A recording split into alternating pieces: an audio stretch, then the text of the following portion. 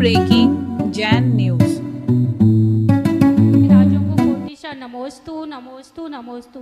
महाराज Shri, corona काल में ऐसा कौन सा सामूहिक पाप किया था कि इतने दिन हमें मंदिर जी से और गुरुओं से दूर रहना पड़ा, और उसमें कुछ लोगों ने ऐसे कौन सा पुण्य बांधा था कि गुरु चरणों में रहे।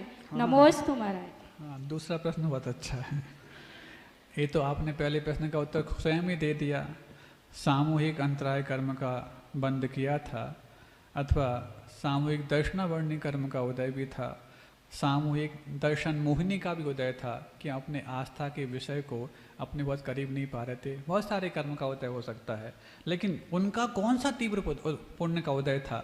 उस वक्त कोरोना काल में हम लोग रेवती रेंज में थे, और रेवती रेंज में चूँकि जब फर्स्ट वेव आई थी, गुरुदेव पंचकल्याणक के निमित्त के लिए इंदौर गए।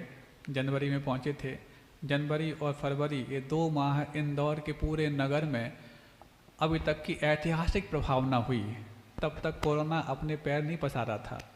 और जैसे ही मार्च में हम लोग उसके बाद रेवती रेंज पहुंच गए, जहां पर अभी वर्तमान में प्रतिभा स्थली है, धीरे धीरे पूरे देश में कोरोना के मरीज देखने को मिले।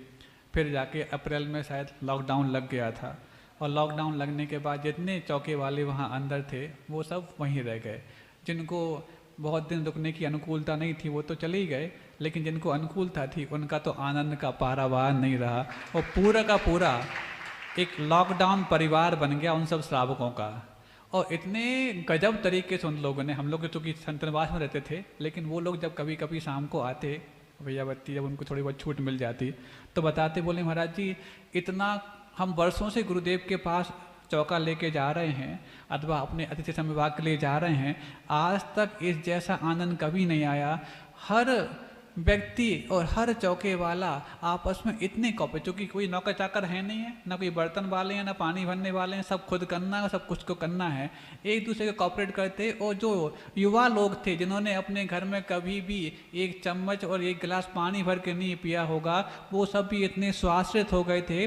और यहाँ तक कि जैसे आप लोग कभी अन्य कार्यों में संगीत का उपयोग करते हैं, टैप रिकॉर्डर का उपयोग करते हैं, अथवा किसी प्रकार से डीजे का उपयोग करते हैं, आपको जान के हंसी आएगी कि वो लोग बर्तन मांजते समय डीजे का उपयोग करते थे। और सारे के सारे चौके वाले 12 बजे जैसे ही हम लोग सामयिक में बैठते तो वो लोग उत्साह के साथ कि ये काम करने में भी उनके लिए एक आनंद आ रहा है। तो इतना अच्छा कि अब जब भी वो लोग जो 40-50 चौकी उस समय थे, जब हम लोग गुरुदेव के पास थे, उस समय लॉकडाउन के भीतर, क्योंकि संघ छोटा था उस समय, लगभग 32 साधु थे, उसमें भी गुरुदेव ने 20 साधु आसपास के नगरों में चातुर्मास के लिए भेज दिए थे, कुल 12 साधु रह गए थे। उस वक्त जो 40-50 चौके वालों का एक लॉकडाउन परिवार बन गया था। आज जब भी वो आपस में कभी टकराते हैं, मिलते हैं और उन दिनों को याद करते हैं, तो आपस में उस गुरुदेव की उन सन्निधि का वो आँखों में भीगापन ला करके याद करते हैं कि उससे बड़ा बेहतरीन समय और कभी नहीं निकला। ये भी उनके पूर्व में किए हुए कोई सामूहिक पुण्य का परिणाम रहा होगा, सामूहिक अनुष्ठान का परिणाम रहा होगा कि अभी तो अपन वर्षों में 4-5 साल जब जाओ तब गुरुदेव का एक आध बार लाभ मिलने की उम्मीद नहीं। 15-15, 20-20 साल से भी गुरुदेव का लोगों को एक बार भी लाभ नहीं मिला होगा।